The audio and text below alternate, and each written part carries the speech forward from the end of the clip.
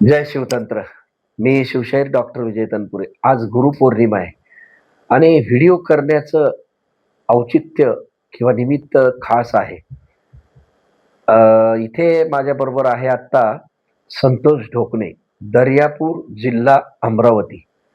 संतोषनं मार्च 2022 मध्ये शिवतंत्र परिवारात प्रवेश केला आणि पहिल्या गुरुपौर्णिमेला पहाटे 4 वाजता आमच्या बिल्डिंग खाली आमच्या निलेशनीवरून पाहिलं का कोणतरी आलंय. मग तेव्हा समजलं की संतोष होता आणि मग त्याला वर आणलं. आज 5वं वर्ष आहे.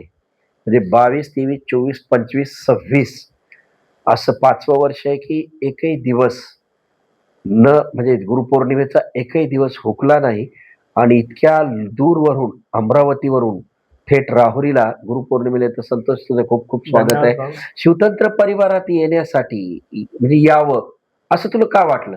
माझी मानसिकता जी आहे ती नकारात्मक होती आणि मी जे समजा व्यवसाय करतो त्याच्यातून माझ्याकडे पैसा शिल्लक न तर आहेत. पण मी एक दिवस भाषण शिकायचं या हिशोबाने शिवतंत्र परिवार फेसबुकच्या माध्यमातून जुळलो आणि आपल्यासोबत संपर्क झाला. वाह! आता भाषण जमायला लागलं का तुला? हो, क्या बात है! आत्मविश्वास वाढला? हो, हो. वाह! आता सगळ्यात महत्त्वाची गोष्ट, तू जो व्यवसाय करतो फुलांचा, याच्यामध्ये दररोज तुला किती इन्कम होतो? सुरुवातीला मला समजा मी मंथली समजा माझे ₹7,000 कमाई करायचो आणि 7,000तून समजा 3500 वाजायचे. आता हळू-हळू या 5 वर्षात समजा माझं बॅलन्स वाढलेला आहे आणि व्यवसाय पण वाढलेला आहे. छान. मग तुला जे पैशाचं नियोजन करून दिलं, ते आधी तू करत नव्हता.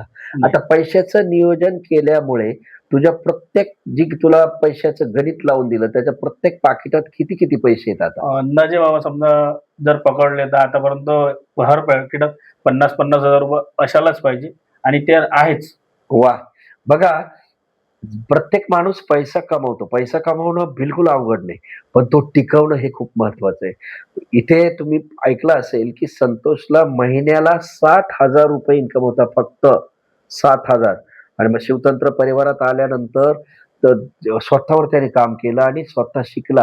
आता त्याचा बिझनेस खूप मोठा झालाय आणि त्यानं थोड्या-थोड्या कमाईतून पण प्रत्येक गोष्टीसाठी मी सांगितल्याप्रमाणे पैशाचं नियोजन केलं.